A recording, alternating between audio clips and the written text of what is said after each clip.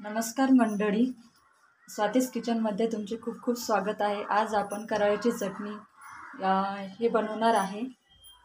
तर बघूया चला। एक मोठी वाटी कराळ घेतलेलं आहे, मीठ घेतलं चवीनुसार, जिरे, लाल तिखट आणि लसूण पाकळ्या। तर जवळपास छोटी वाटी भरून मी लसूण पाकळ्या घेतलेल्या आहे। थोडा लसूण जास्त टाकला कराळ्यामध्ये तर छान चटणी तयार होते।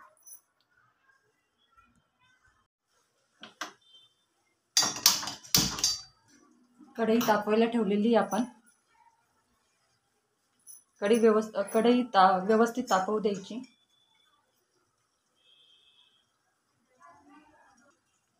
कढई तापली आपली, त्यामध्ये आता कराळे घालायचे आपल्याला। मीडियम गॅस करून घ्यायचा आणि त्यावर भाजून घ्यायचे छानपैकी।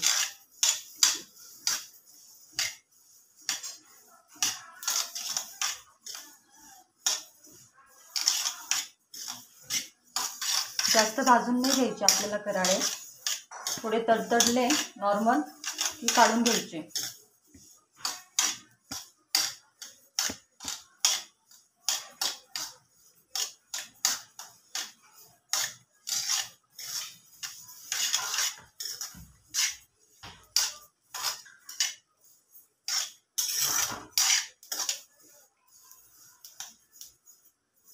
थोडा तडतडण्याचा आवाज येतोय कराळ्यांचा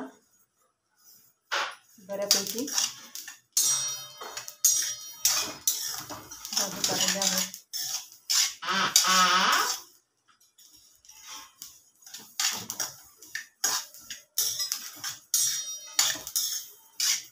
कराळे हे प्रतिकारशक्तीसाठी खूप छान आहे, प्रतिकारशक्ती वाढवते।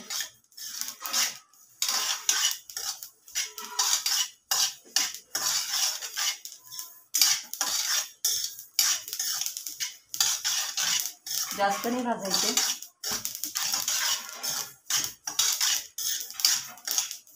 चला, कराळे हे आपले भाजून झालेले आहेत व्यवस्थित।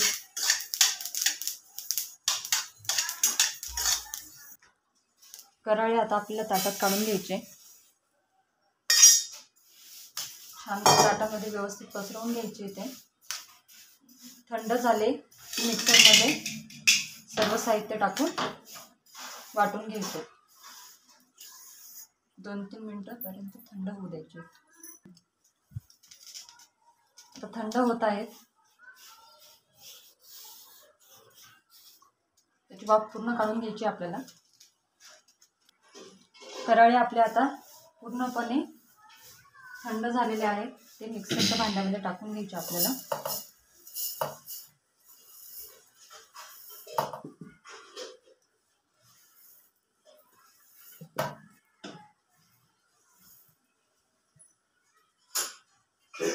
त्यामध्ये आपल्याला लसणाच्या पाकळ्या घालायच्या,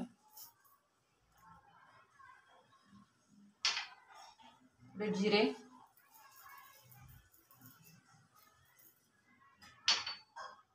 तिखट, जसं तिखट हवं तुम्हाला तसं घालू शकता तुम्ही। 2 चमचे घेतलेले आहे।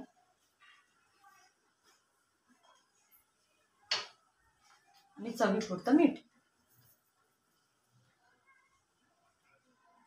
आता हे आपल्याला मिक्सरमधून वाटून घ्यायचं आहे। आता वाटून तयार झालेलं आहे आपलं वाटण करायचं।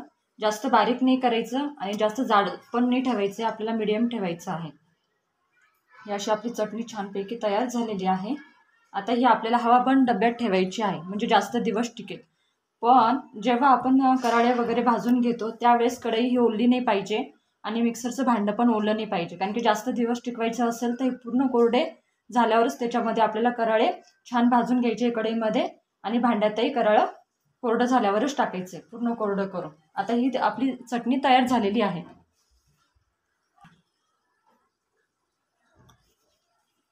आता हा आपण काचेची मी भरणी घेतलेली छोटी, त्यामध्ये आपण ही चटणी काढून ठेवूया।